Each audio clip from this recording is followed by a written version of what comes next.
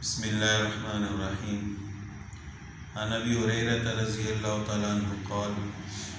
قال رسول اللہ صلی اللہ علیہ وسلم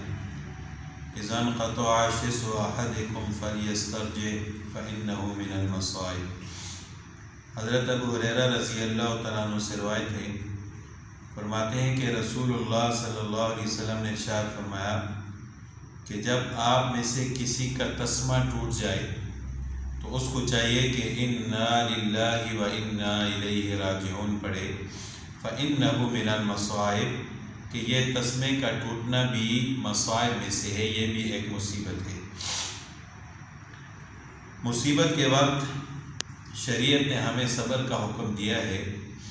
اور یہاں پر رسول اللہ صلی اللہ علیہ وسلم نے ایک سب سے چھوٹی مصیبت کی ایک مثال بیان فرمائی کہ اگر کسی کا تسمہ بھی ٹوٹ جائے،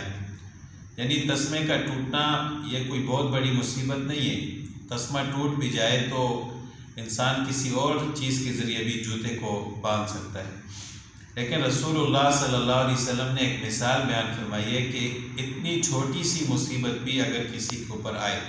تو اس کو چاہیے کہ انا للہ و انا الیہ راجعون پڑھے، یعنی انا للہ و انا الیہ راجعون کا تعلق صرف کسی کی فوتگی کے ساتھ نہیں ہے کہ اگر کوئی فوت ہوگا تو ہم یہ پڑھیں گے،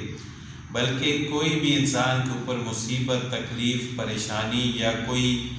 نامناسب خبر اس کو پہنچے، کسی کی بیماری کی خبر اس کو ملے، کوئی چیز اس سے گم ہو جائے، تو اس کو یہ کلمات پڑھنے چاہیے۔ اور قرآن پاک میں اللہ تعالیٰ نے صابرین کی علامت یہ بیان فرمائی ہے کہ جب ان کے اوپر کوئی مصیبت آتی ہے تو وہ انا للہ و انا الیہ راجعون پڑھتے ہیں۔ تو چاہے کوئی بڑی مصیبت ہو یا چھوٹی مصیبت ہو، ہمیں ہر حال میں صبر کرنا چاہیے اور اس کو اللہ کے سپرد کرنا چاہیے، اور انا للہ و انا الیہ راجعون پڑھنا چاہیے کہ ہم سب اللہ ہی کے لیے ہیں اور اللہ ہی کی طرف ہم نے لوٹ کر جانا ہے۔ تو جب انسان اس مصیبت کو اللہ کے سپرد کر دیتا ہے کہ اللہ کی طرف سے آئی اور اللہ تعالیٰ ہی اس مصیبت کو دور فرمائیں گے، تو اللہ تعالیٰ اس مصیبت پر اس بندے کو اجر بھی عطا فرماتے ہیں